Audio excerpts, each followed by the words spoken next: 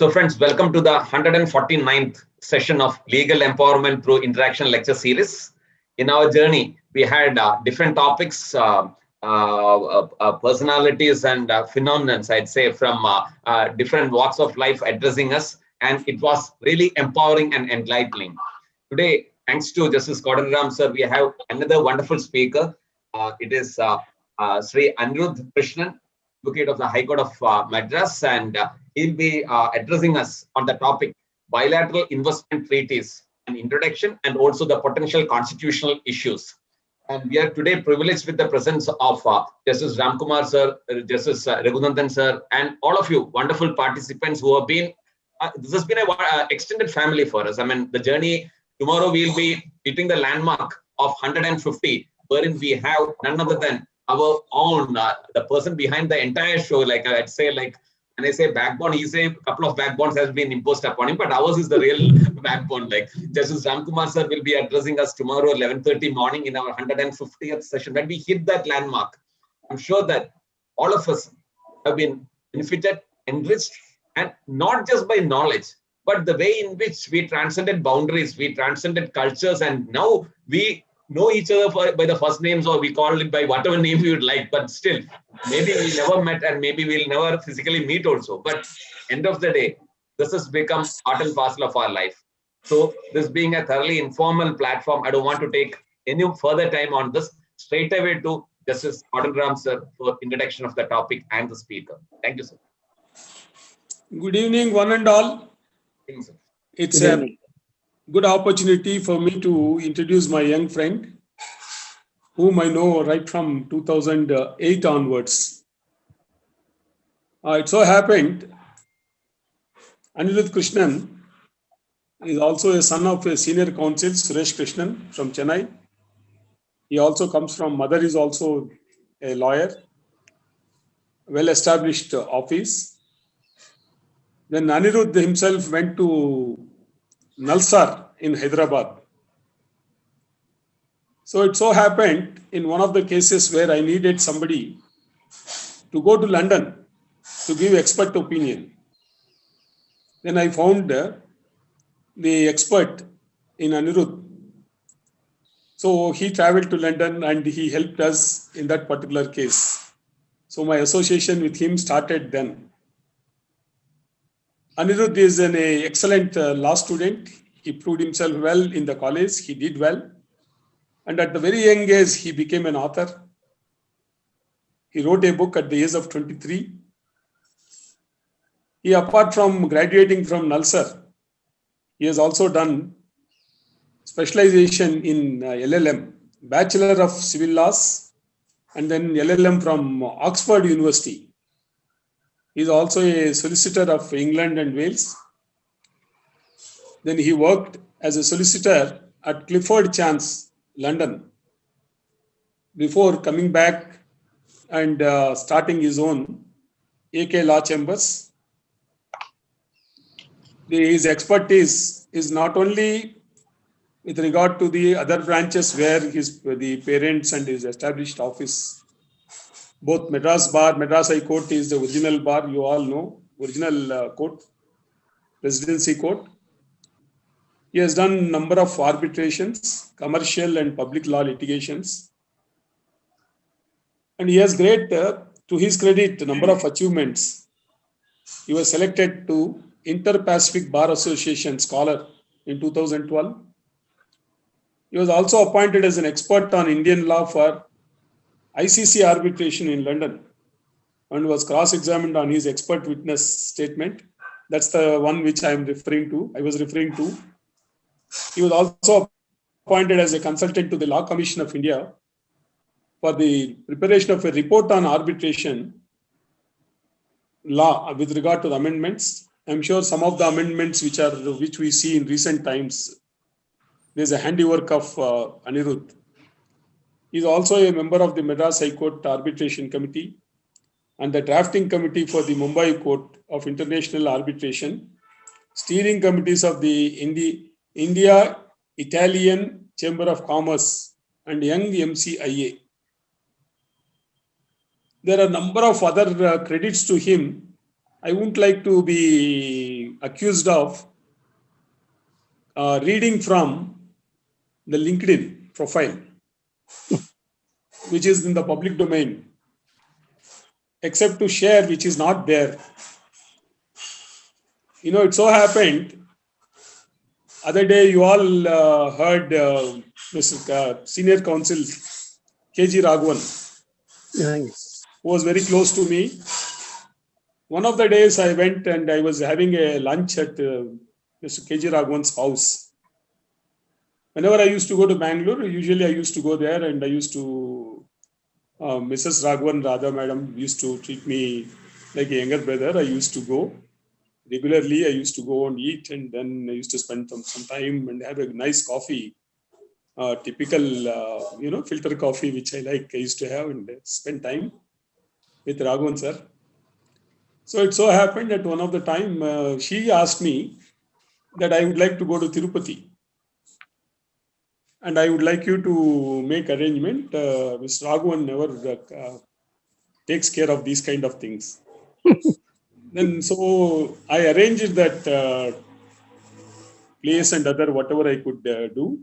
It so happened there another person who is known to Mr. Raghavan met him there, and casually Mrs. Raghavan said, "We are looking for some good boy for our daughter." Raghavan sir has 2 daughters. So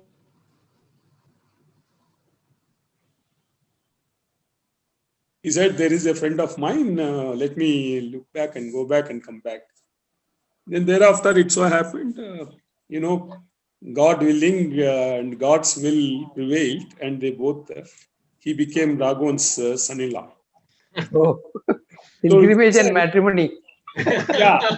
So I became the Sutradhari Oh, in the entire episode. With the result, my score at home went up.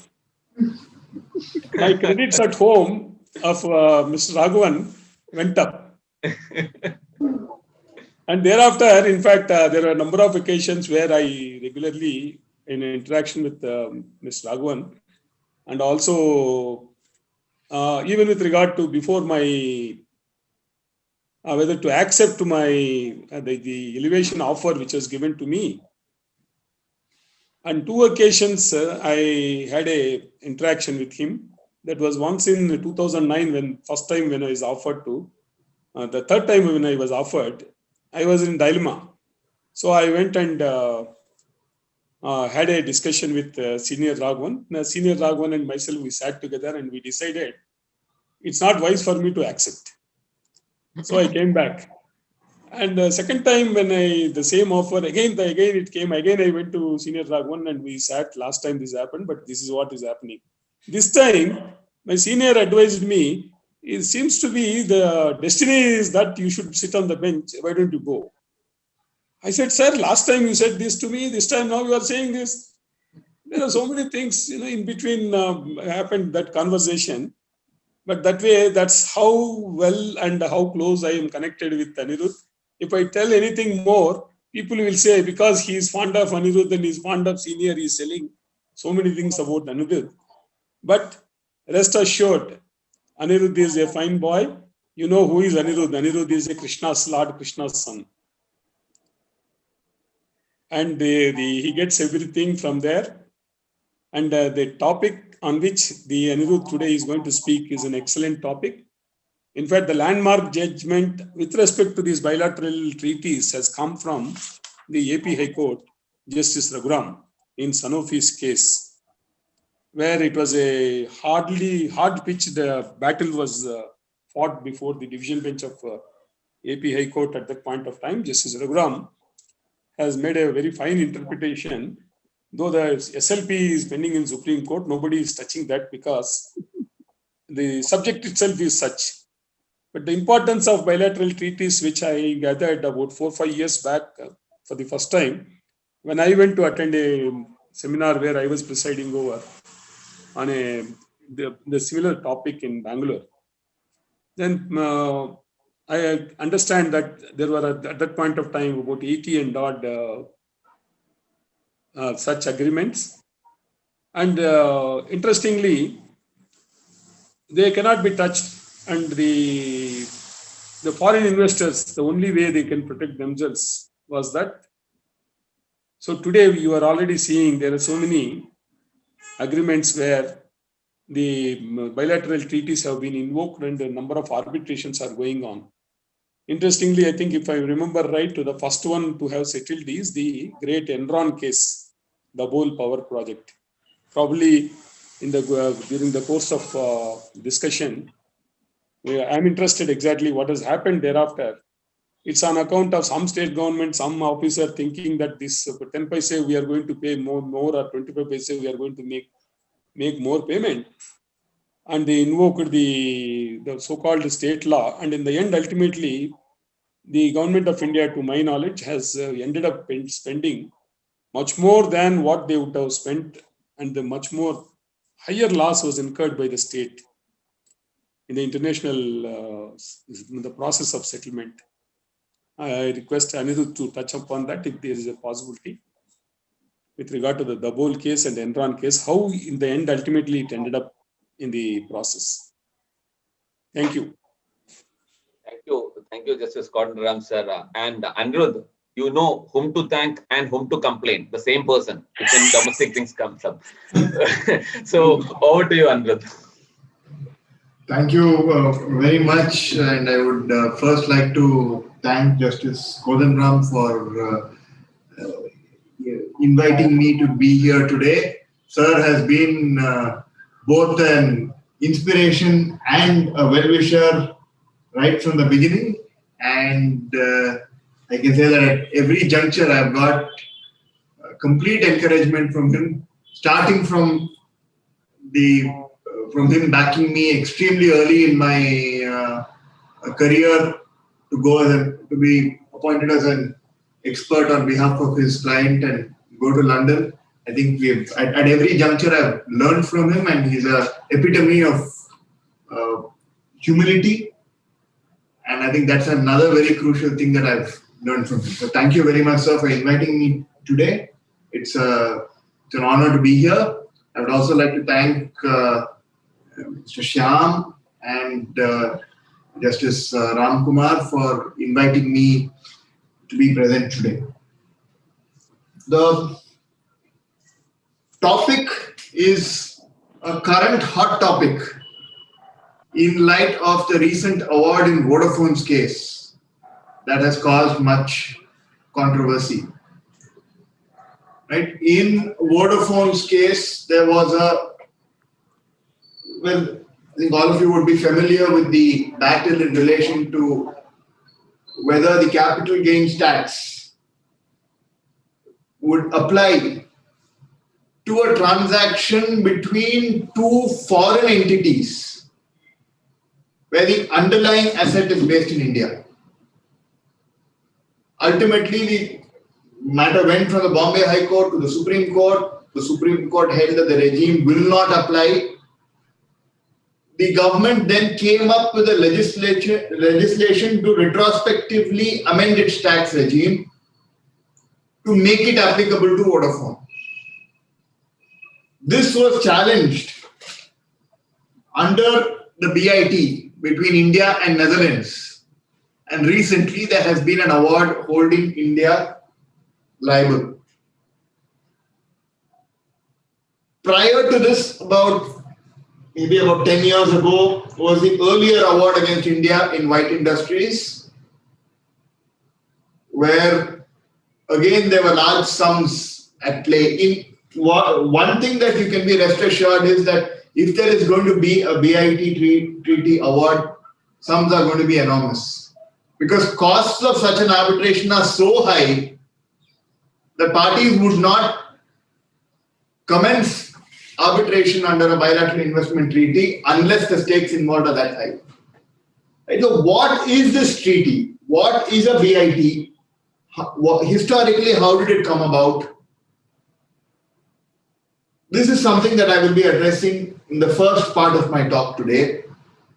I would also briefly touch upon certain constitutional issues which could potentially arise out of India signing BITs. These issues have perhaps not arisen till date, but could pose a problem in the coming days. Right?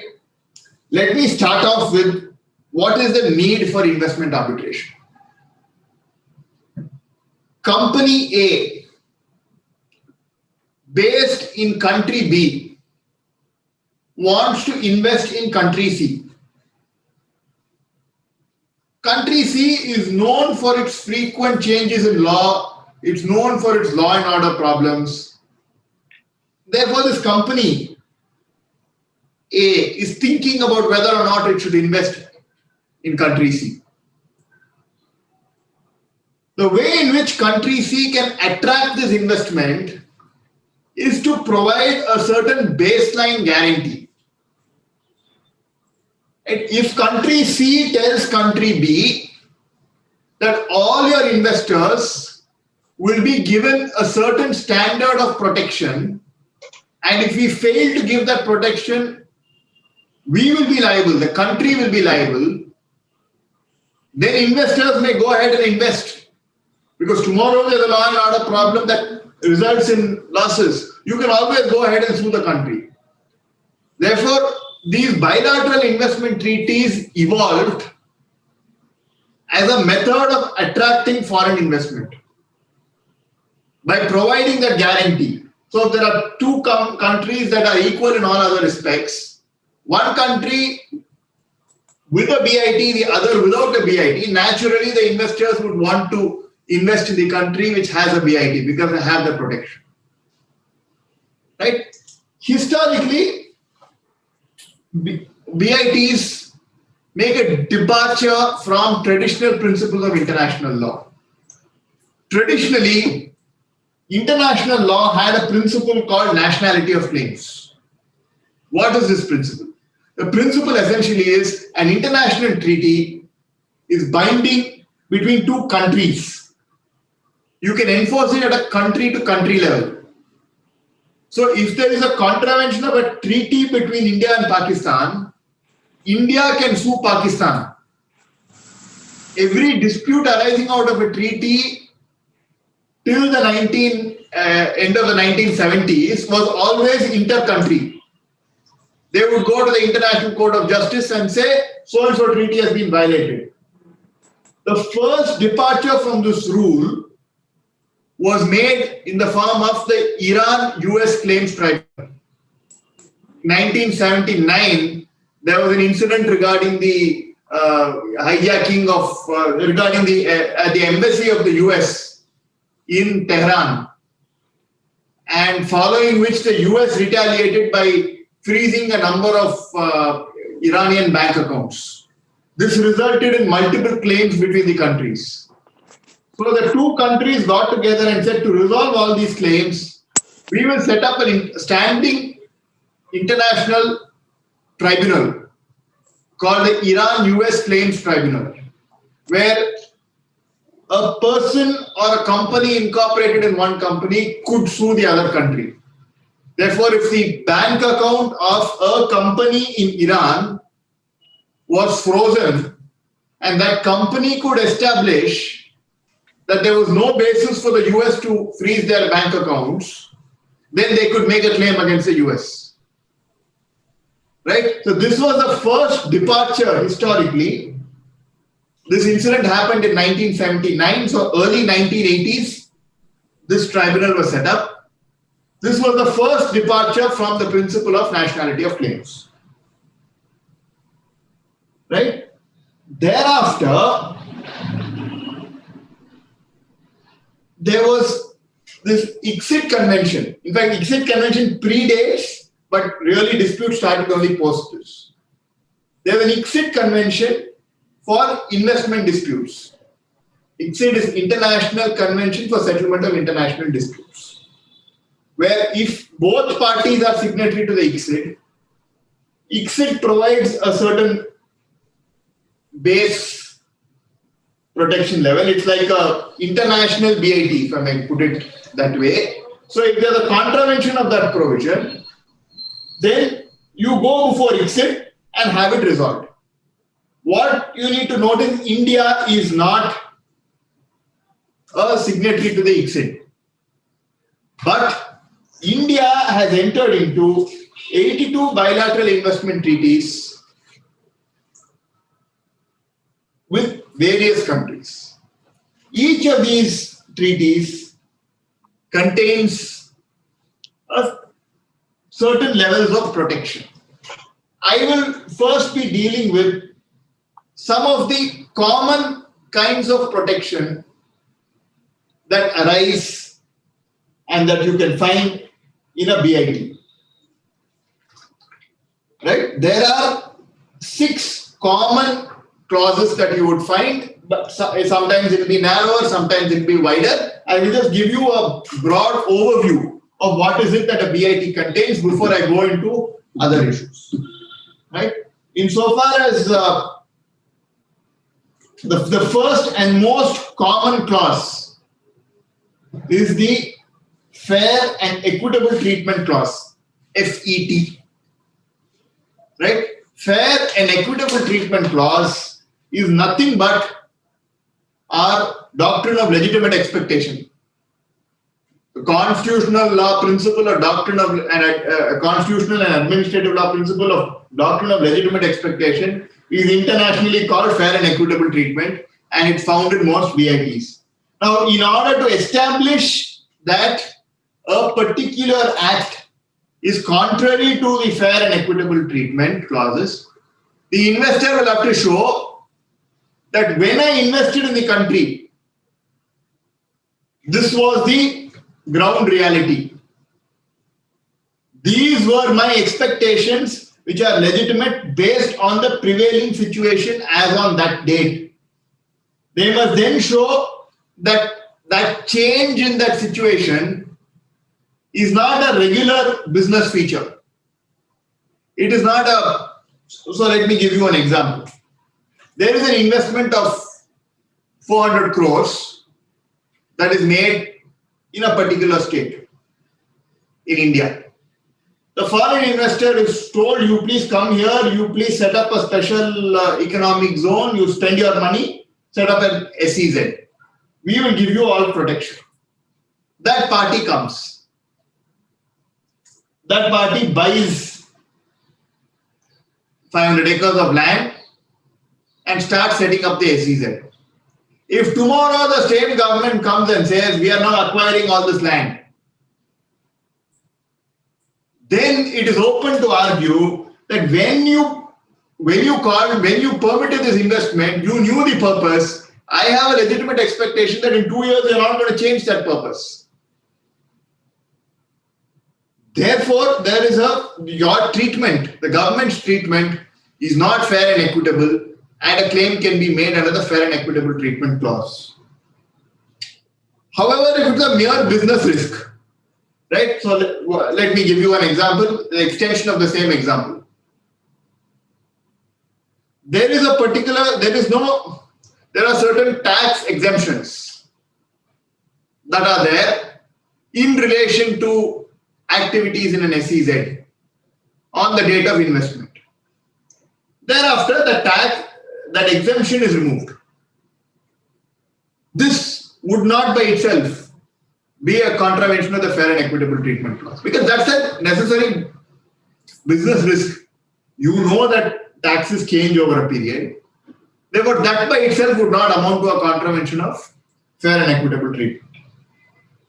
Therefore, if it is a regular business risk, then there would be no contravention of the FET clause.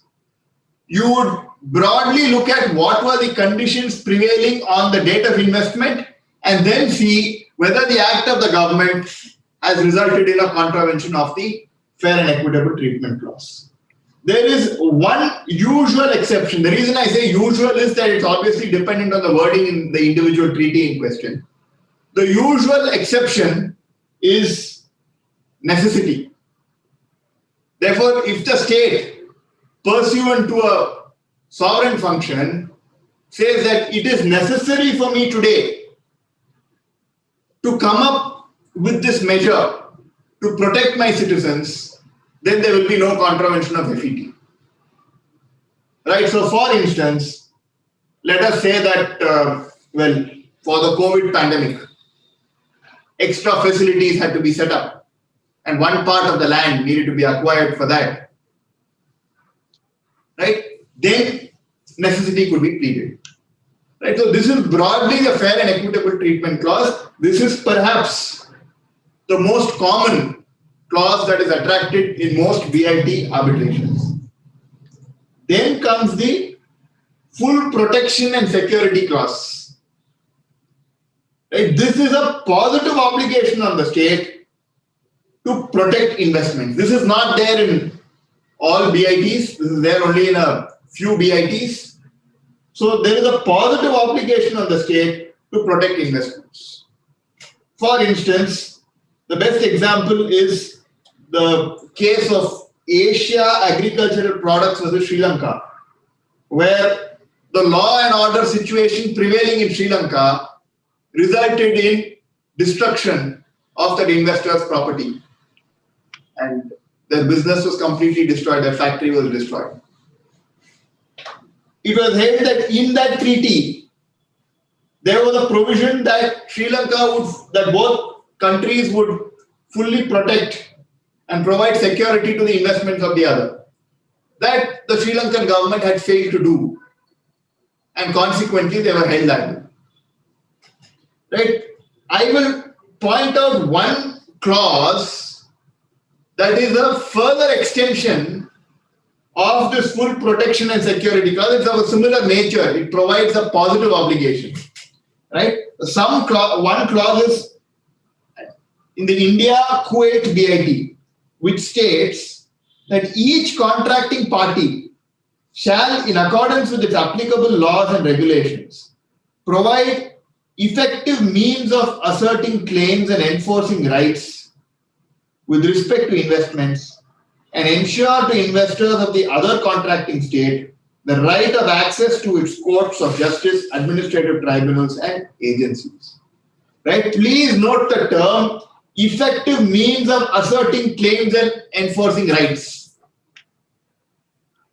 This was the subject matter of dispute in the White Industries case. In White Industries, what had happened was there was an arbitral award that White Industries had against Coal India. It was a foreign award. You would recall that in the context of foreign awards, there was a there were a number of judgments following Bhatia International on whether or not foreign awards could be set aside in India. Right? So this case, the Section 34 petition challenging a foreign award was admitted, and the matter was before the Calcutta High Court. Then on some jurisdictional basis, it got transferred to Delhi. In effect, a challenge to a foreign award was lying before the Indian courts for about 10 years. White Industries referred to this clause, which stood incorporated by virtue of another clause which I'll come to called most favored nation. They said, I must be provided effective means of enforcing my rights. And for me to be stuck for 10 years to enforce a foreign award amounts to a contravention of this clause that otherwise popularly known as the effective means clause. On that basis, White Industries succeeded in getting an award against India under the BIT arbitration, which India ultimately paid. Right, so this is the effective means clause and the full protection and security clause. The third kind of clause that you would find is the protection against arbitrary and discriminatory measures. Right? So this is typically our Article 14 test. There's absolutely no difference because arbitrariness is the arbitrariness and discriminatory treatment would be the two-stage test under Article 14. right? It's the same concept, but followed by an international arbitral tribunal. The fourth is possibly the most important along with FET. Protection against unjust expropriation. Right? This directly deals with measures that directly or indirectly result in expropriation of the investor's property. Now, common examples of direct measures are obviously land acquisition. Indirect measures are restrictions that on passing over of dividend to the parent company. That could be an example. But in expropriation, please keep one thing in mind. There is one very dangerous principle which I will be stressing upon in some time. The principle being judicial expropriation. Right? There is international precedent to suggest that an act of court can also amount to expropriation. Right? The rationale that is followed in these precedents are this. Today, internationally, when you look at a country, when you look at India, you will not differentiate between the acts of various limbs of state. Therefore, whether it is a parliamentary act, whether it is an executive act, whether it is a judicial act, it will be subject to review internationally under this principle of judicial, and that is where this principle of judicial expropriation comes in. So there are lots of precedents internationally, famously in a case against Bangladesh, where judicial expropriation was upheld. Now, why is this dangerous? I will be going into in sometime when I deal with the constitutional scheme. But you are essentially saying that a decision of the Supreme Court of India would be subject to review before an international arbitration tribunal based on this principle of judicial expropriation. Right? However, usually the expropriation clause contains an exception.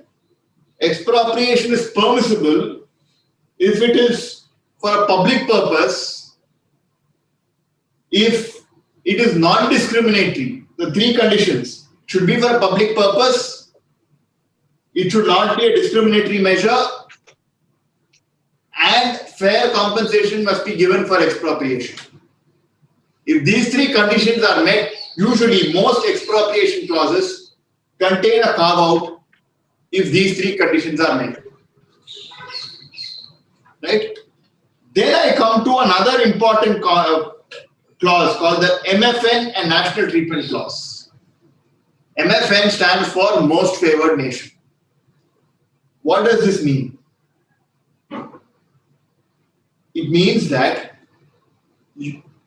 a country promises to treat the investors of another country more favorably than it would treat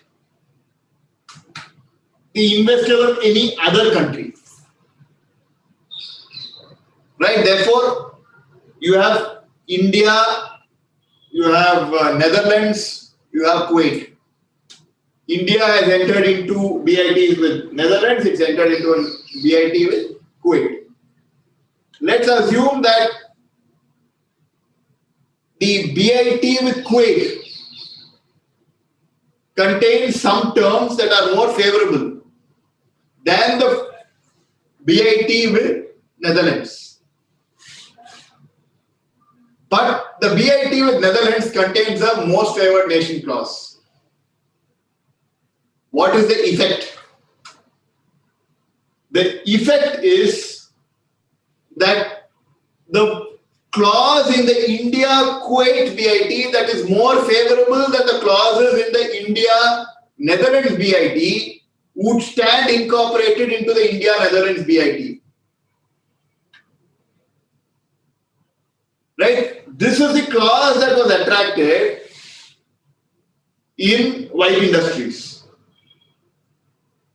In white industries, the investor was based in Australia. Investment was in India. But this effective means clause that I was referring to is found in the India-Kuwait BIT. The India-Australia BIT does not contain a clause saying India will guarantee that they will provide effective means for enforcement of rights of an Australian investor. The India-Kuwait BIT contains this clause. But what did the Australian investor argue? And he argued this successfully. He argued that you have given me a most favored nation protection. That is, you will treat me more favorably than you treat any other nation. Therefore, since you have given Kuwait an effective means protection, that effective means protection has to be extended to me. Right? This MFN is a concept by which you import clauses from one treaty into another by virtue of that clause being more favorable to the investors of another country.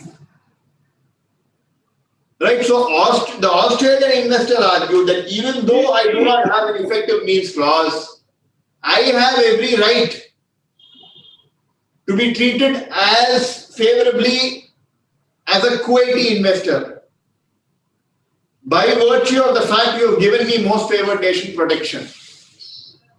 Right? The effect is now independent of the terms of a BIT. If the BIT contains an MFN clause, that investor can look into all other Indian BITs, cherry pick which is the best term, and implant it into their own BIT. This is what happened in white industries. Right? So it's not that every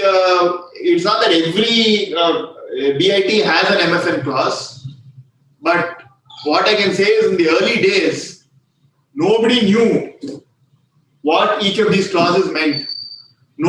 India did not know what they were signing up to. The first time India became alert was when Enron notice of arbitration was issued. But at the end of the day, Enron did not run its course. As Justice Kodanda was mentioning earlier, Enron was settled. And it was settled fairly. It was not settled, it did not run its course.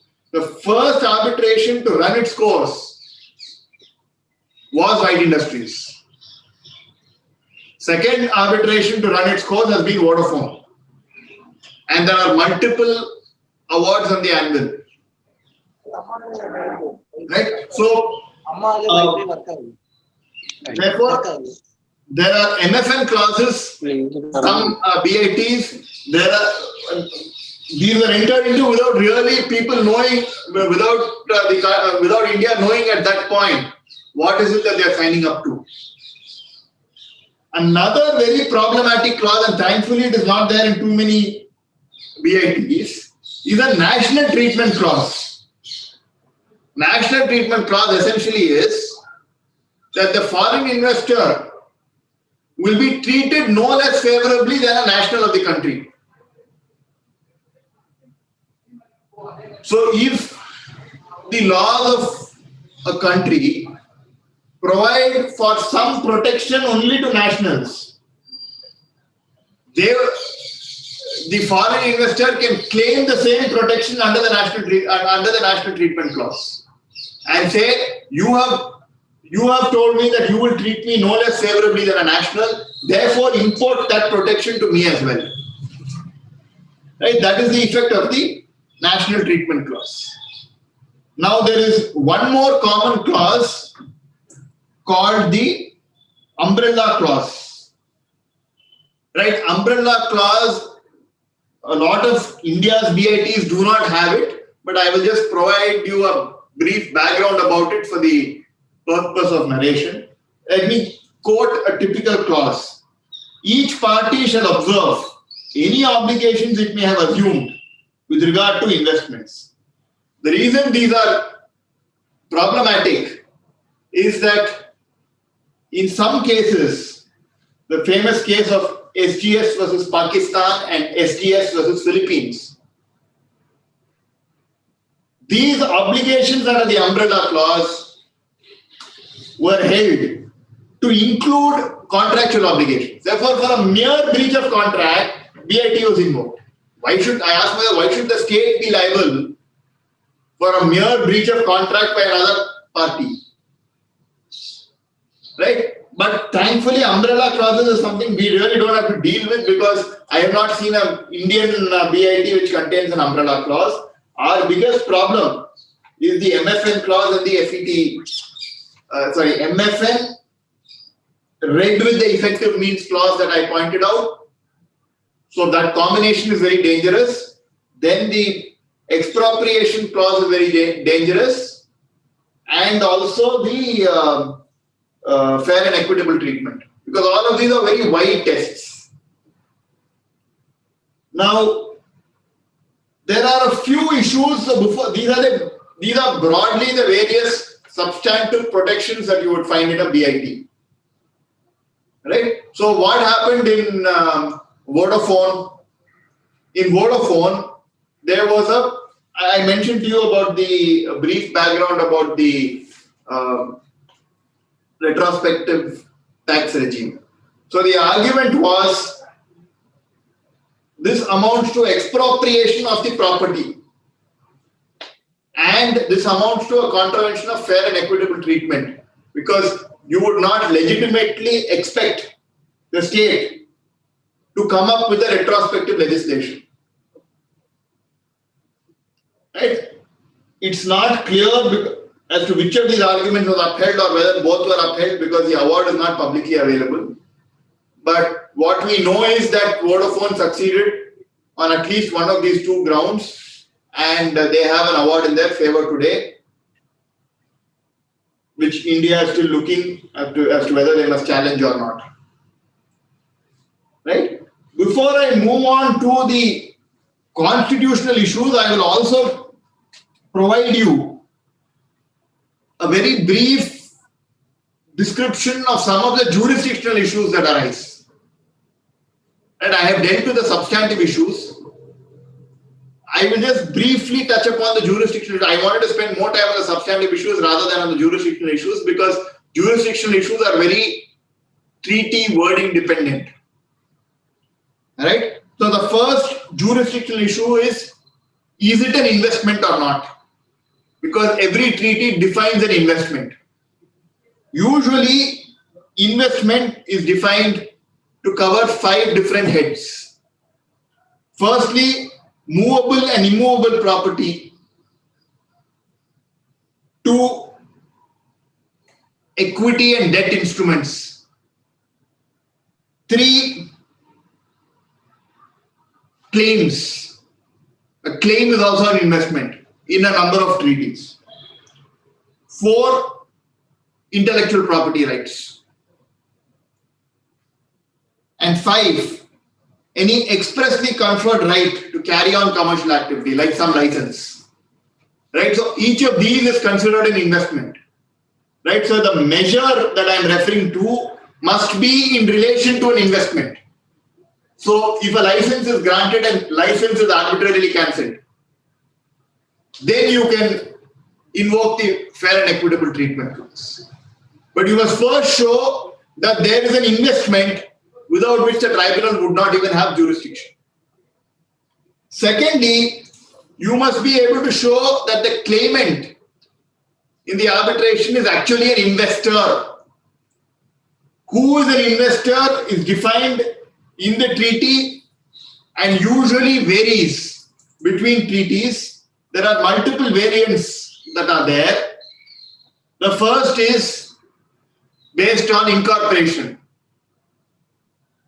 Right? So let's assume that you're looking at Netherlands and India. To show that the claimant can claim a right under the Netherlands-India BIT, he must show that that it is a company incorporated or he is a national of Netherlands. Nationality and incorporation test is the first kind of test. The second kind of test is seat of business.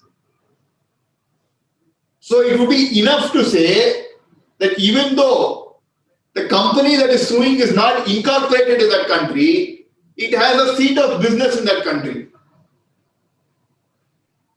Right? As to which test applies, you have to look at the specific wording in the BIT in question. The third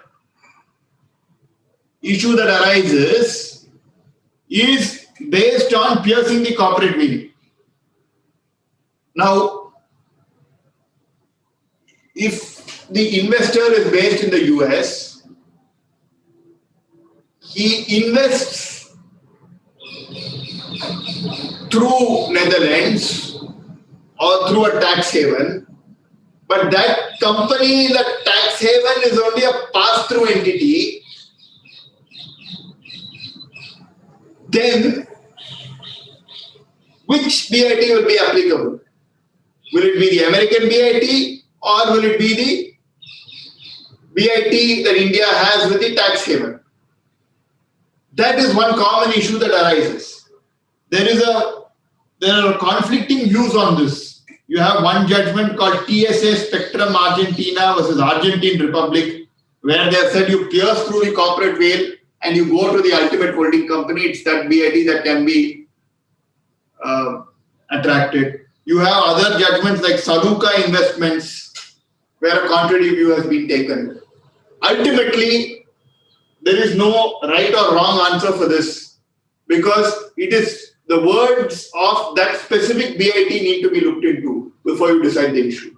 I'm only pointing out that this is a common issue that arises, and in order to show that the arbitral tribunal has jurisdiction, you will have to show, firstly, that what you're dealing with, what is the subject matter of the dispute, is an investment. Secondly, the claimant is an investor, for which you need to look into the specific definition of these terms in the treaty, but these are the broad variants that are there. The third important jurisdictional issue that arises is whether there is a clause that is commonly called a fork in the road clause or an exhaustion of natural remedy of national remedies clause. Right? What are these clauses? Fork in the road clause, relatively rare, but that provides literally that there is a fork in the road. You need to decide which direction you want to go. You need to choose between going for the international remedy and going for the domestic remedy. If you go for the domestic remedy, international remedy is out, and vice versa. Right? So, essentially, similar to our doctrine of election. Right? So, I can give you one example because I was actually working with this. There was a dispute that arose in Tamil Nadu against Nissan Motors. Now, Nissan had invested in Tamil Nadu and there was some tax regime which they had challenged. But prior to invoking the India-Japan BIT, they had filed a writ petition in the Madras High Court. And the BIT contained a fork in the road clause, which means if you have gone for the domestic remedy, you must only pursue the domestic remedy. You can't go for the international remedy. It's a relatively rare clause, but it was found in the India-Japan BIT. Ultimately, so India had raised this jurisdictional objection. Ultimately, that matter settled. Right? So, this is one of the jurisdictional issues. The other is the right opposite. A lot of the BITs, and I would say a majority of them, contain what is called a exhaustion of national remedy clause, which means that before you can invoke the bilateral investment treaty arbitration provision, you must first exhaust your national remedy. Right? Some will say exhaustion of national remedy, blanket, which means till the highest forum you must file. You file a writ petition, you must also then file a writ appeal, take it to the Supreme Court, and only if there are no other national remedies left can you go before the arbitral tribunal. But the more common kind of exhaustion of national remedy clause says that you must have made your attempts before the national forum for a period of 5 years, for a period of 6 years. They provide a time period. So if you can show that, well, from the date of cause of action, I did pursue my national remedies, I tried for 6 years, I did not succeed, now you please help me, then the tribunal would have jurisdiction. Right? So again, there is no preset formula because it depends on the word of the individual treaty. But you need to, when you decide on whether or not you want to sue, if you are advising an investor, you will have to first see whether, in fact, he comes within the ambit of investor.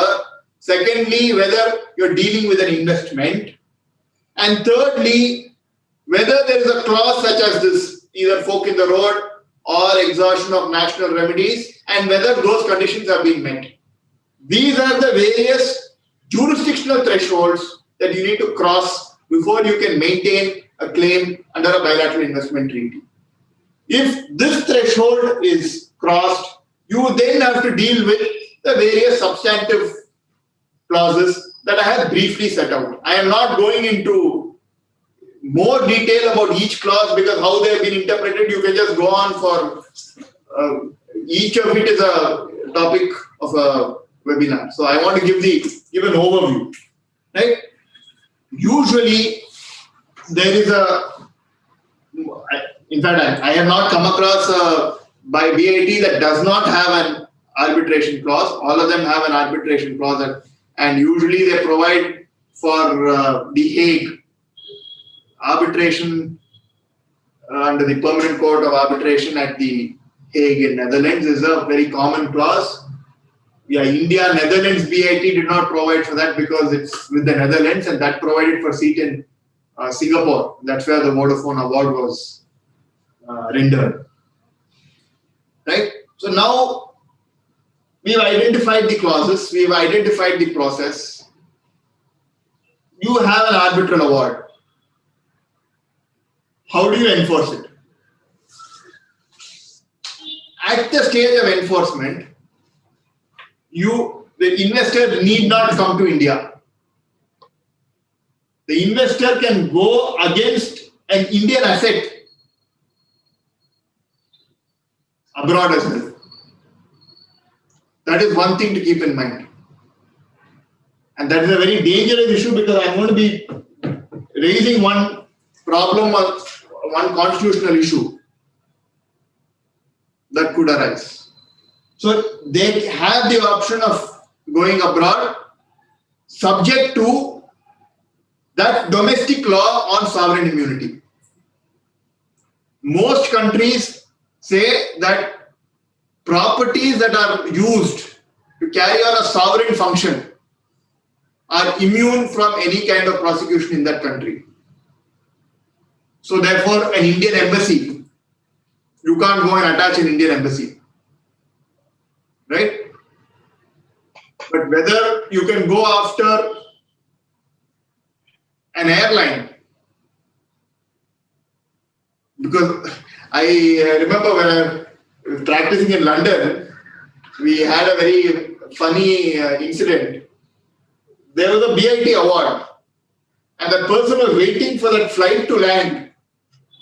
It was against some, I think, some Eastern European country, and they were waiting for that national carrier to come, and they would get a tip-off, and the national carrier was also very aware. So there will be a particular process, and that full process would have to be done within a particular few hours before the flight takes off to attach it.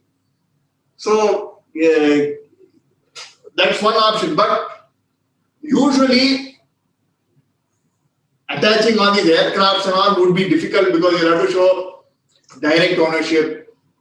It will be possible to show that in fact it's a company, it may be a government company, but it's a property of the government company and not directly of the government of India. All those arguments can be taken.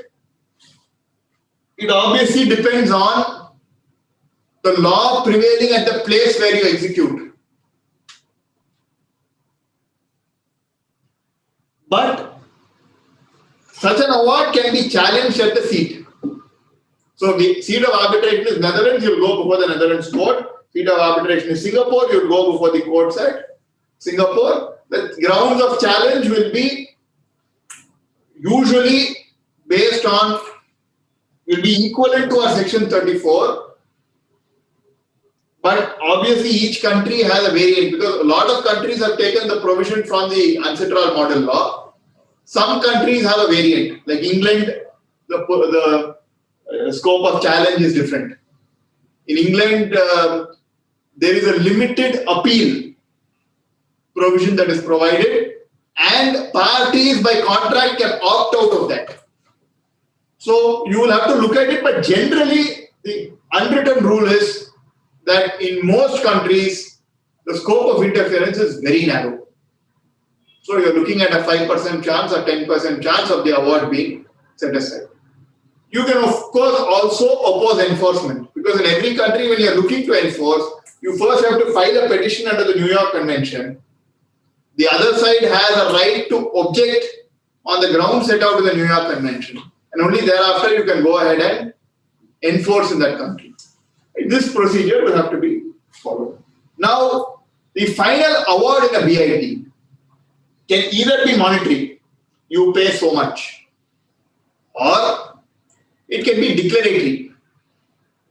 The Vodafone case, for instance, the award is declaratory. It says that India's measure of retrospective taxation is contravention of the BIT.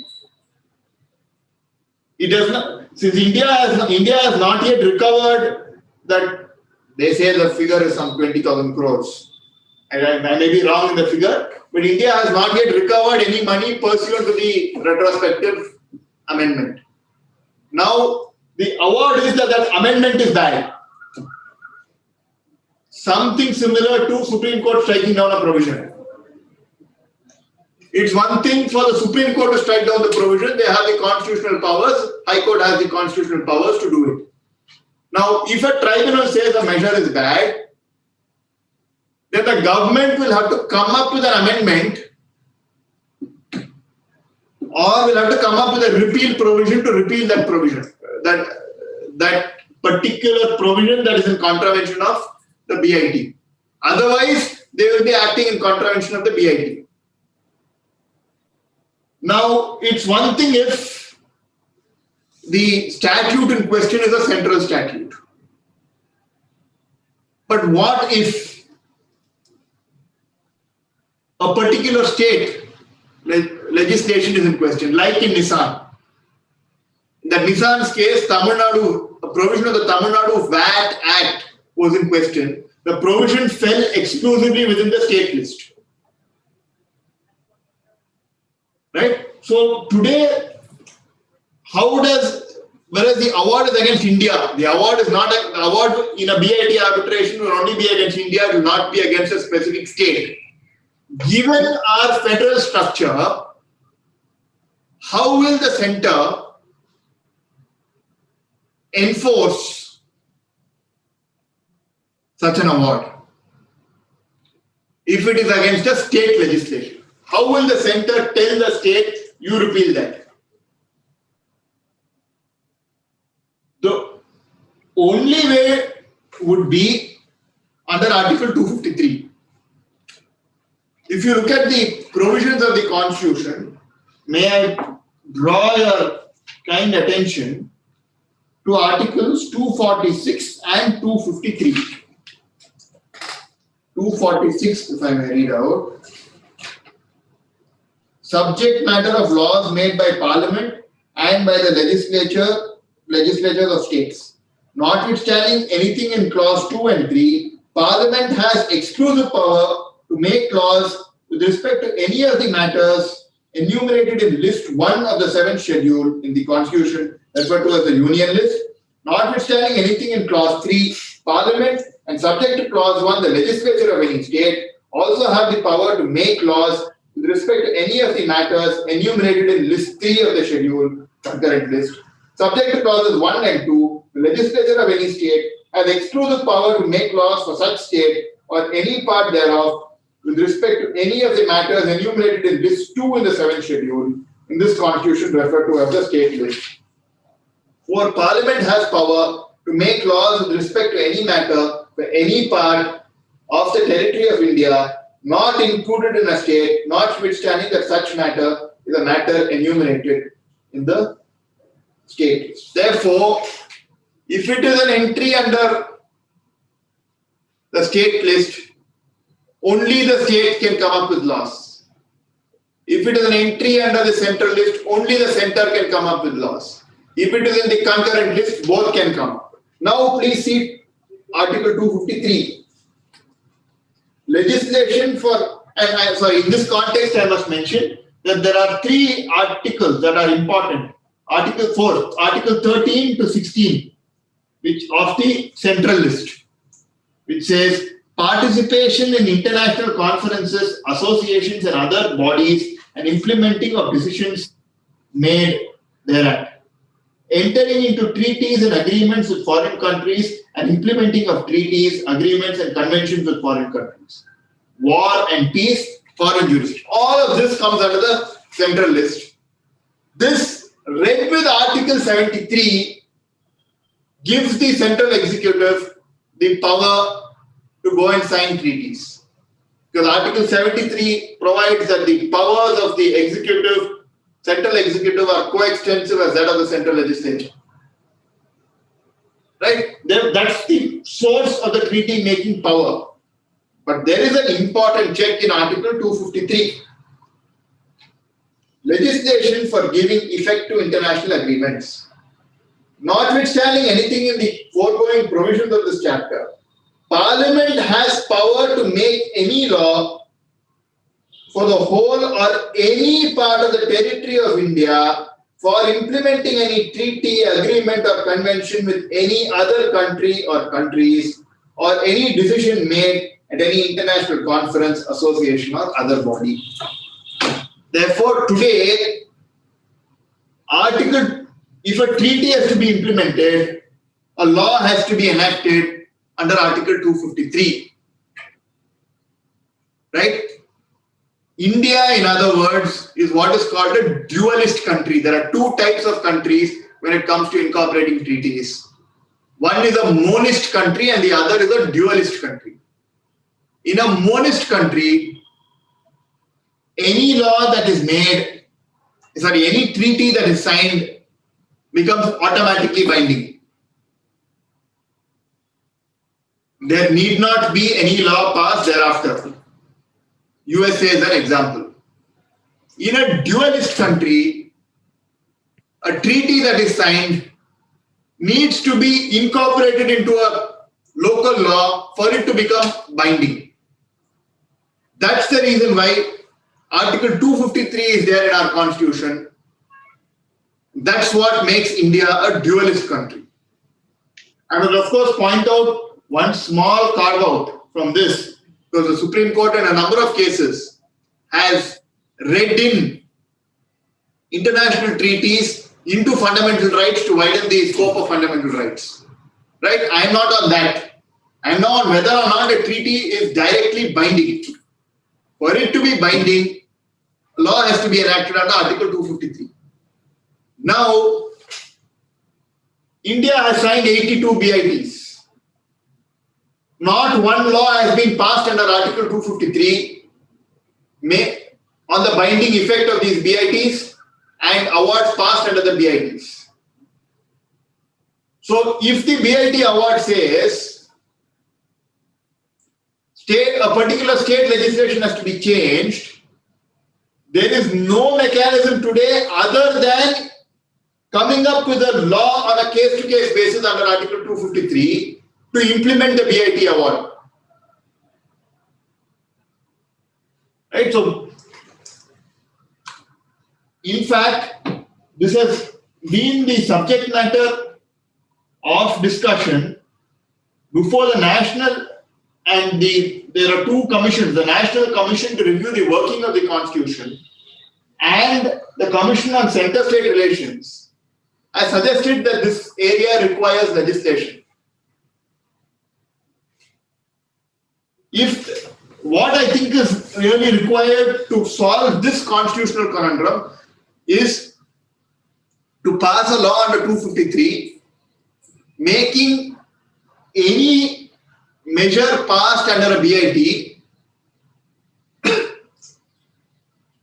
even if it impinges on the state list, enforceable by the center. Only then will it be possible to implement a BIT award in relation to a state. But at the same time, it's very important because just passing such a law without involving states in the treaty signing process would be contrary to the concept of federalism contemplated in the Constitution. You see, when the Constitution says that these are subjects that are identified for the state, states must have autonomy in relation to that. If it is open for the center to just sign a treaty unilaterally, impinging on those areas and make a law pursuant to the treaty, then at some level, the federal structure gets upset. It is for this reason that the Commission on Center-State Relations suggests that there must be legislation democratizing the treaty-making process. There must be a law under Article 253 that talks about how a treaty must be entered into. Prior to a treaty being signed, it's important to take into consideration the views of states. Right? For instance, if a treaty is being signed with South Korea, and South Korea has a lot of investments in a particular state of Andhra Pradesh, for example, you would certainly want to know the views of the state of Andhra Pradesh before signing the treaty. Because they are going to be the impacted party at the end of the day. They are going to be most impacted. Right? So, what is required is a comprehensive law under Article 253, making the award of a BIT binding on the states automatically, and to provide a method of democratizing the treaty-making process. Right now, signing of a treaty is left to the whims and fancies of the executive. There is no control by the legislature over it. The legislature can exercise control by legislating in this regard, and that, I think, is the need of the hour. There is a second constitutional conundrum. For this, at present, I've still been thinking any suggestions would be welcome. I mentioned to you the concept of judicial expropriation. Now, what is judicial expropriation? The decision of the Supreme Court or any High Court can be challenged before an international arbitration tribunal, saying that the effect of this decision is expropriation of my property. Right? Now, is it open to the executive to virtually create an appellate mechanism over the judiciary by signing a treaty? Today, the concept of checks and balances and separation of powers between the legislature, executive, and judiciary is part of our basic structure. Considering that, if the executive does not have the power to create an appellate mechanism over the judiciary, what is its effect on the enforceability of an award that provides for judicial expropriation? let us tweak the Vodafone fact situation. Let us assume that in Vodafone, the Supreme Court decided otherwise. Supreme Court, let's assume that the Supreme Court upheld the Bombay High Court view that the existing tax regime would extend to parties based outside India for a transaction between them. Let's assume that that was challenged and the Supreme Court's order was held to be an act of judicial expropriation. Would this be enforceable in India? In my view, this would be directly contrary to our constitutional scheme and the basic structure, because the executive cannot exercise such powers of creating an appellate mechanism over the judiciary. But as I told you, they need not even come to India to enforce the award. They can go and enforce against an asset outside. This is where the risk lies. While it's important, maybe it is one views to say that an argument can be taken that judicial expropriation is something that Indian BITs do not provide for by virtue of the constitutional constraints. That's an argument to be taken in the arbitration. If that argument is taken and it fails, there is a risk of such an award being enforced outside India. Such an award, in my view, is directly contrary to the Indian constitutional framework. I am still trying to find a solution on this judicial expropriation. Any thoughts are welcome. I will leave you with this question. I would be happy to take any questions. Thank you. Thank you very much, Anirudh. And before we go any further, we'll go back to Kodanda sir himself, and then we'll go forward.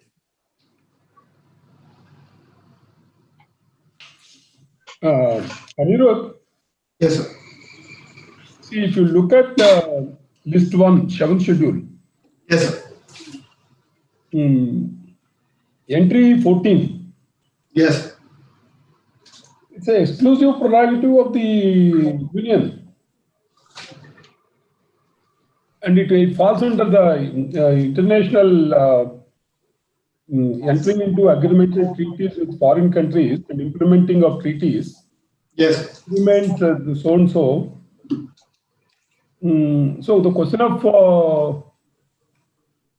federal spirit being violated may not arise, because the constitutional framework itself provides for exclusivity to union, and probably the Union of India may consciously feel that they'll also keep in view of the various laws and also the constitutional framework. We don't need to assume that the executive will violate the constitution and make laws or enter into treaties with regard to the exigencies. But the exclusivity is provided on the union only under entry 14 of list 1. Sir, I completely agree that signing of a treaty is expressly contemplated in entry 14 of list 1. No, including implementation. What I am saying is, what if there is a provision in the final award that requires further legislation in the state list? For that, a separate law, the only answer I can think of is a separate law will have to be passed under Article 253. So, for instance, if the VAT regime in the state of Tamil Nadu has to be amended pursuant to an award passed, the only way for the center to enforce would be for them to come up with a new law under 253 for that purpose, because that law will be in pith and substance to do with the state with VAT legislation, and not in pith and substance with entry 14. So then the only mechanism would be, that's where the issue arises. Not, I agree generally the power is there to sign the treaty.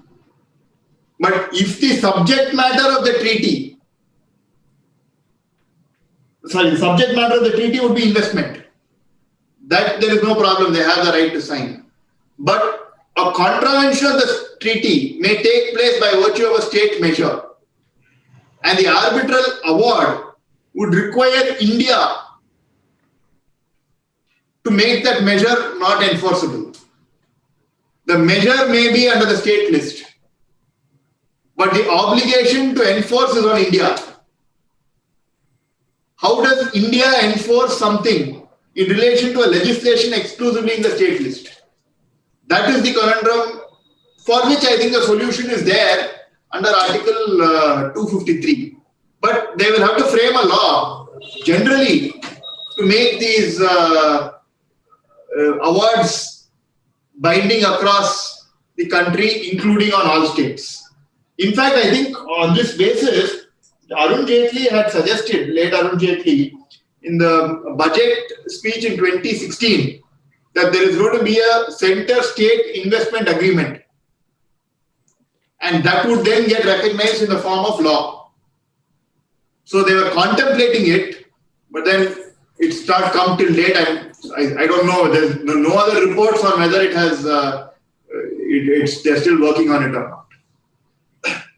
Therefore, I agree on the signing. I agree on the power to sign and the power to implement.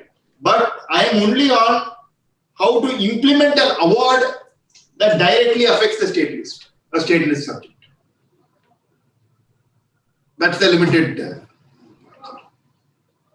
As you said, there are only, as of now, only 2 cases where award has come. Yes. Rest of them are in various stages. Yes, I know that 2 other cases very similar to Vodafone. I think in Kane and Vedanta, award is expected any time. And I think a few of them settled. But following white industry, in fact, there were about 18 notices of arbitration issued to India because all the investors suddenly woke up. Till then, they didn't realize, they didn't realize what this BIT arbitration was. But when India paid up under white industries, 18 notices were issued. Subsequently, what India has also done is India has also woken up. And India came up with a watered down version of the BIT. A model BIT, which frankly no country has accepted. And India has pulled the plug on a lot of these. I think around 20 BITs they have said countries have a power to unilaterally rescind this BIT, but that rescission would have effect only after a period of 10 years. So India has rescinded about 20 BITs or maybe even more. I don't know the number. A lot of the BITs are now rescinded, but we are in that sunset period of 10 years within which it will still have binding effect. And a lot of damage can take place in these 10 years. Yeah, it all depends on the wisdom of our the leaders, whether to they'll have to balance out the interests of the country and the interests of the. Yes. And one way of doing it will be to have a prudent mediation system in place for these kind of matters. Because a lot of these investors, even if you don't give them that full amount, you give them an additional investing opportunity, they are happy. So they'll have to look at a way, because what they have to realize, and hopefully they will realize it post Vodafone, is that a lot of these cases are going to be very difficult to succeed. The nature of the rights are such that they are very wide. Now, in these arbitrations, no investor is going to spend the kind of money that one of these arbitrations costs unless they are reasonably certain of success.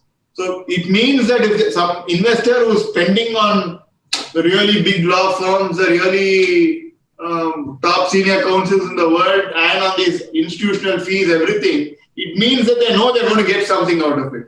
We'll have to look at it practically. And this is an area of great expertise. They need to have a high-level committee in place that scrutinizes each of these arbitrations, tries and sees what they can settle. Because otherwise we are looking at, in fact, Argentina made the same mistake. Argentina at one period had an economic crisis. At that time, they brought in a lot of nationalist measures to protect their economy. And they ended up violating a lot of BITs. And over a period of 10 years, they had so many awards against them that their economy further deteriorated. We need to learn from these foreign experiences and be prudent in handling these disputes. So in fact, earlier I had a small occasion to look into these kind of things, as you rightly pointed out, Bangladesh and also Pakistan and few other countries making laws overriding the agreements. In the context of the bowl and other related issues I had occasion to study, there was an act which was brought in California, something called the PURA, Public Utilities Regulation Act, under which all these regulatory bodies like our AP, the electricity regulatory commissions and telecom regulatory commissions, the origin actually is in that PURA, the idea. So in most of the countries, they invited investors to establish the electricity power stations, and thereafter finding them just like in Double, no, you are charging more, this much, that much, and all. They all brought in. But in the result, ultimately, the practical result which has happened is those countries ended up paying much more in the process, in the final settlement, because all said and done, the technology is ultimately that's the one which plays the crucial role. And the technology which is available with the Western countries as of today is not available, and you will not get unless you agree. If not in one place, they will overload in another place. Unless you are fair and unless the country is acting, they are ready to go forward. They can as well say that, yes, we would not like to choose to do business in your country. In fact, it has happened in few of the multinational technology strong companies. They weren't willing to look at India for some time, quite some time earlier. Right, and I think this is there at every level. Reaching the solution without going through the process may hold good equally domestically for infrastructure disputes and others, where if you pay the contractor 5 crores on day one, he will walk away happily. Whereas you go through the arbitration and that 5 crores becomes 100 crores by the time it's completed. Yes. So I think Vodafone is the direct result. In fact, Vodafone itself has done a Supreme Court judgment, has done a lot of damage in the end, because the trust which they reposed on the very system seems to have lost, upholding 16 years retrospective effect. In fact, if you remember Justice Rumapal's judgment, in one of the judgments, Justice Jeevan Reddy and Justice Rumapal had commented about this retrospective. She is always advocated and opposed the retrospective amendments. So we have Justice Raghunandan sir here. Please, sir, your comments. Good evening. Not much that I would really look at. There are two issues I was just wondering. Issue number one is, let us say it is the state, let's say the state of Andhra Pradesh violates, does something which triggers off an arbitration there. How far could the Union of India say that I signed the agreement, but the state is the culprit, so to speak, according to you, so you can't bind me?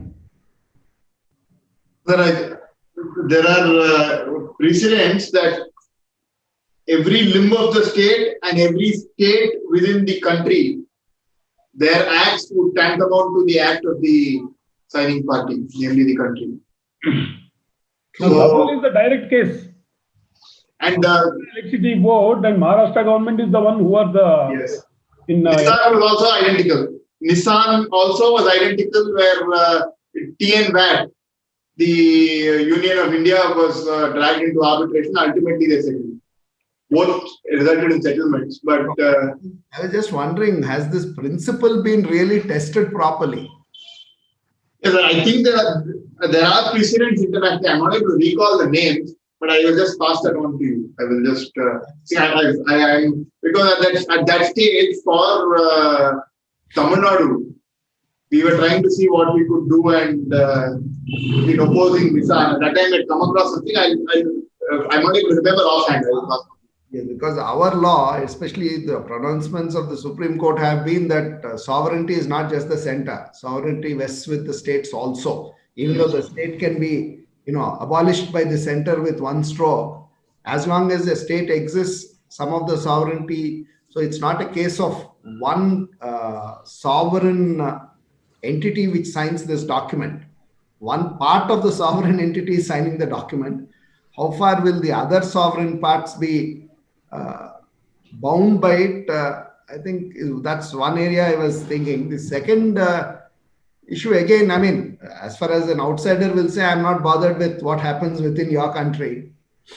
The other aspect is, at entry 14 is just like any other entry in the schedule. So just as a central government, I mean, parliament or the state legislature passes an act within its list, can still be struck down.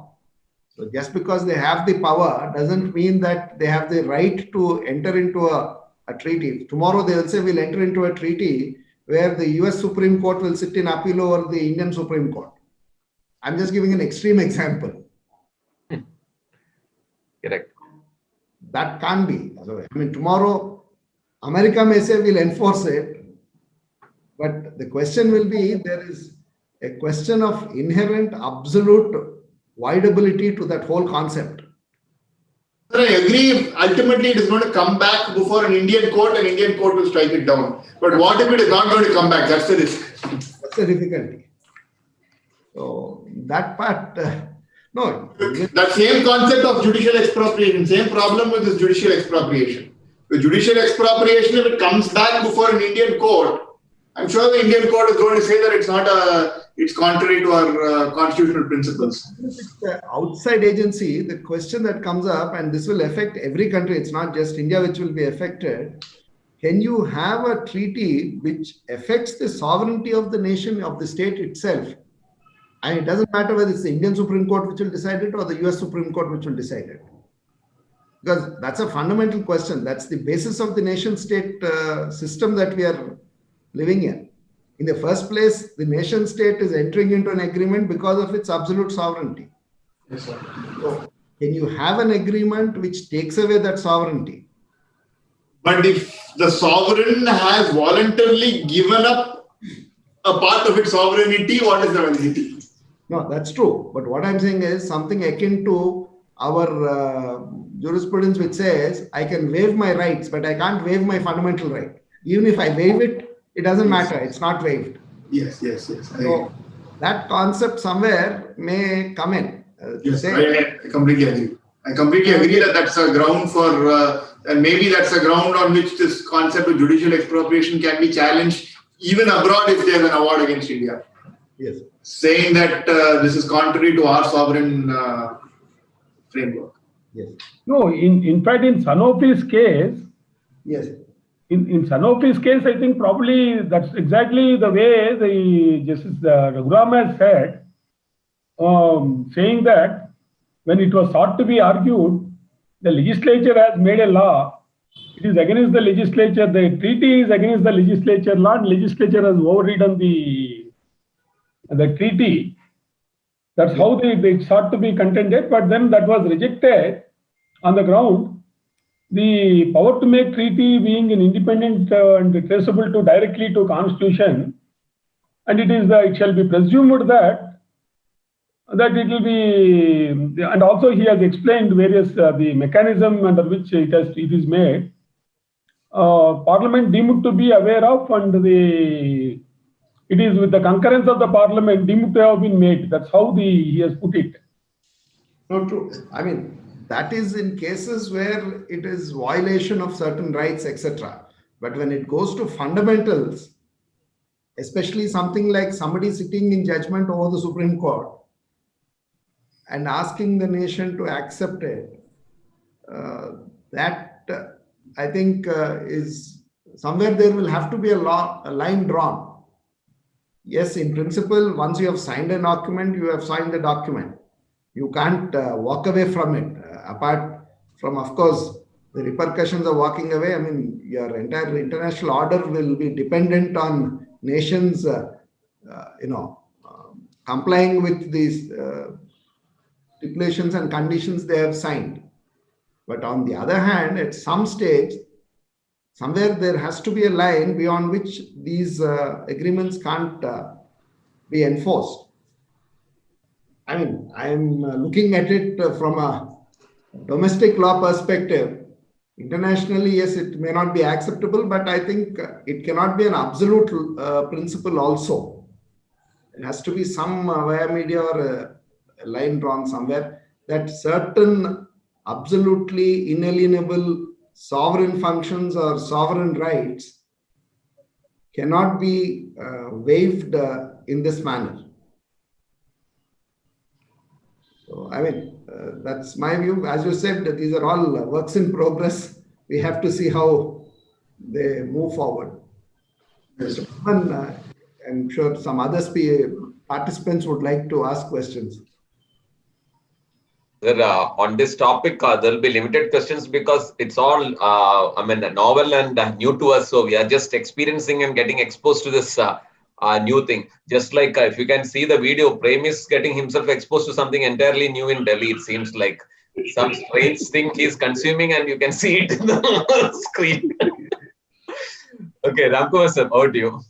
Yes, exactly what you said is correct. Virtually, it is Greek and Latin to me. Stunning articulation, loud and clear by Anirudh, who is an upcoming intellectual prodigy. No wonder you are much sought after in India and abroad. When you started off with BIT, what struck a confirmed criminal like me was a pattern known to incorrigible offenders. It is called habit, the criminality of a habitual offender. From the word habit, you cut the H, a bit remains, criminality. You cut the A, bit remains, BIT.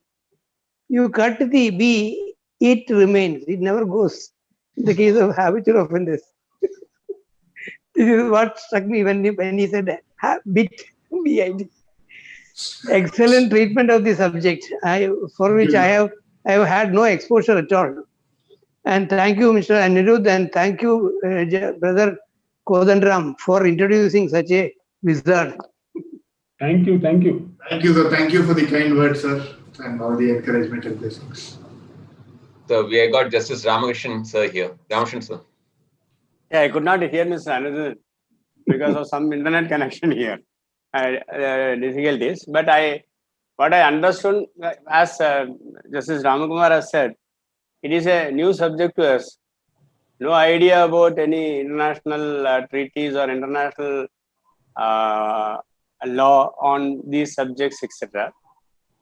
And the discussion between Brother Raghunandan, Kodandaraman and Anirudh shows that something will not be done by our government. Because nowadays, we are going for foreign investments. I do not know when one day we are going to sell our country if these type of things are not anticipated and certain agreements were entered into, and ultimately we are going to pay to them.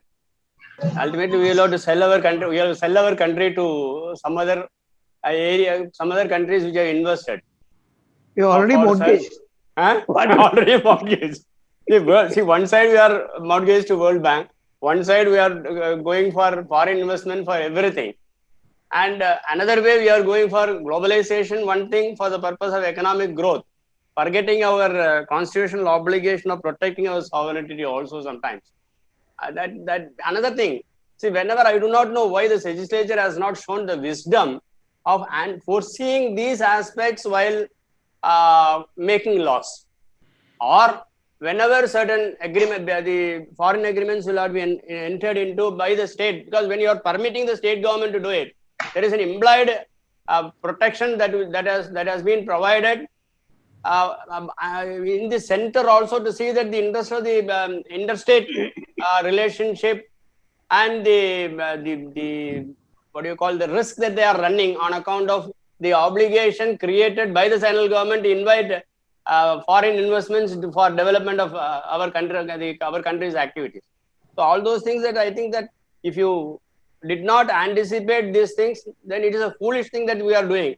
I do not know why the legislatures were not anticipating this before going for asking for foreign investment, making them invest, and thereafter suffering certain awards outside the country and making us liable for all those things, because ultimately the liability is on the public. I can only say because you are paying only our money, because individuals are not being affected on account. The persons who are entered into the sovereignty is not being affected at all.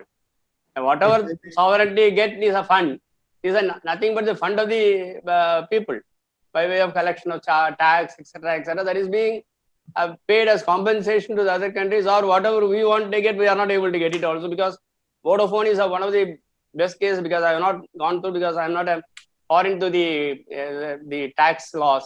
So I just saw that we got a bad, the Indian government has got a bad judgment as far as they are concerned in respect to the liability with the Vodafone, because Vodafone has been exonerated of payment of the VAT and other thing.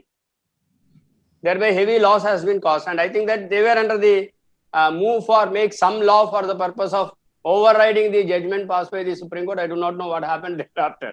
These are all the things where, as everything I was telling about, it's a new area where we will have to learn a lot. Thank you very much.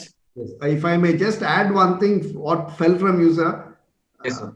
There is normally when an act is passed, they do an impact assessment. That is, the finance ministry is asked what is the cost of this act, what burden will fall on the state if this act is to be enforced, etc. So the Law Commission has been asking time and again that you should also do a judicial impact assessment. That is, you pass acts, every year you are passing acts, and the burden on the judiciary to decide those the disputes which come from those acts keeps increasing. And you do not look at how many more judges are needed, at what level these judges would be needed to enforce these acts or implement these acts in a time-bound manner. So I think along with that demand, there should also be a demand that passing these acts, the consequences in the form of maybe an amended judicial impact assessment or whatever name they want to give it, they should look at something like that so that these issues don't come up. Unfortunately, nowadays, if you see the laws how is being passed, there is no discussion. Yes. See, earlier, whenever such things comes, you will go to the select committee, several persons will sit and they will make a scrutiny of the pros and cons of the provisions, and they will make some suggestions and amendments, and that will be again come to the legislature for discussion, etc. Nowadays, it's not overnight. Legislations are passed on either in the way of ordinance or in the way of act, without knowing or without visualizing the consequences.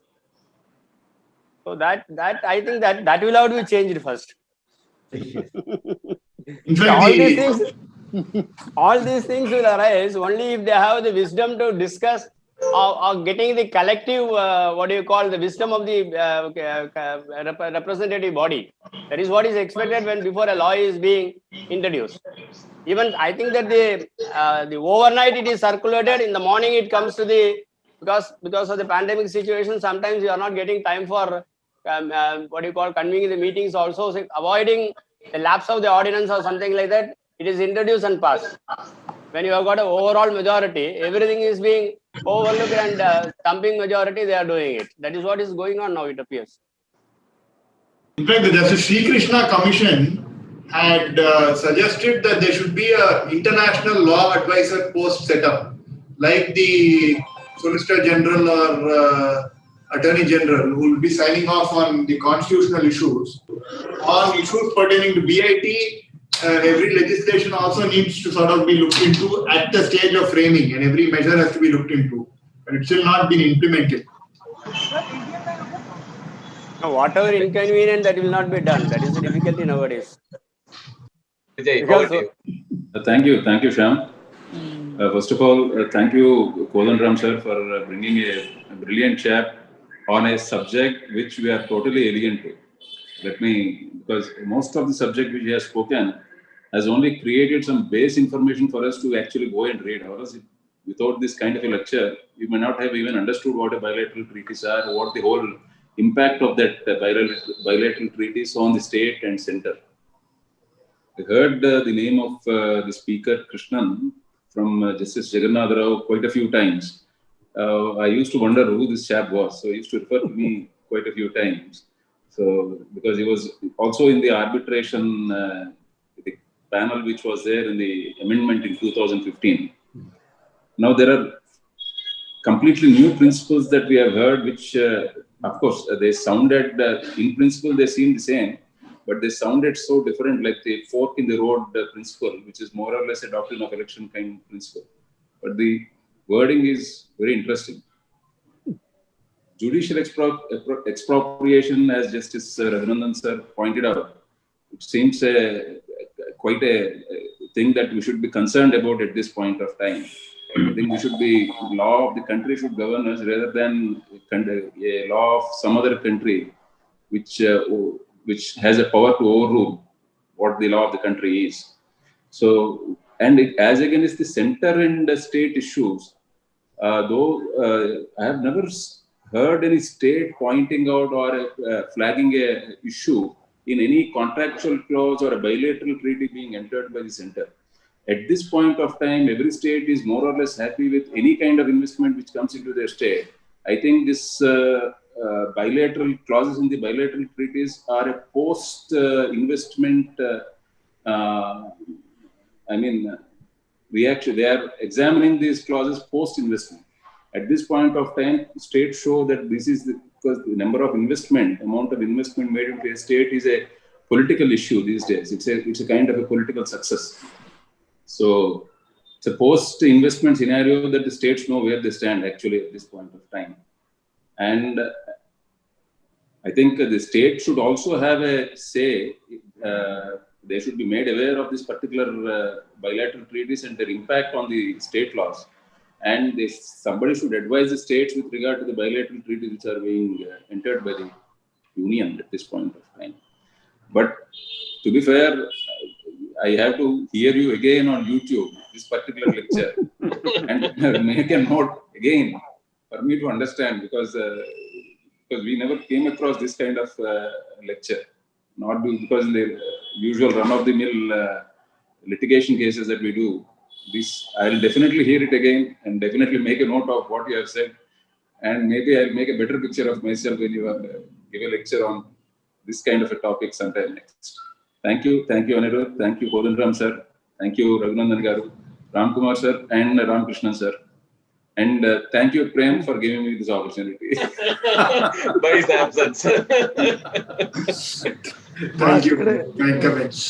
Thank you very much. And as we come to the end of the 149th session, Letils or Legal Empowerment Through Interaction lecture series, we had a definitely new dimension. We added a new dimension to our thoughts and deliberations. Thank you, Kodanda sir, for not just for the faculty, but for the subject as well. It was, in fact, you suggested the topic as well.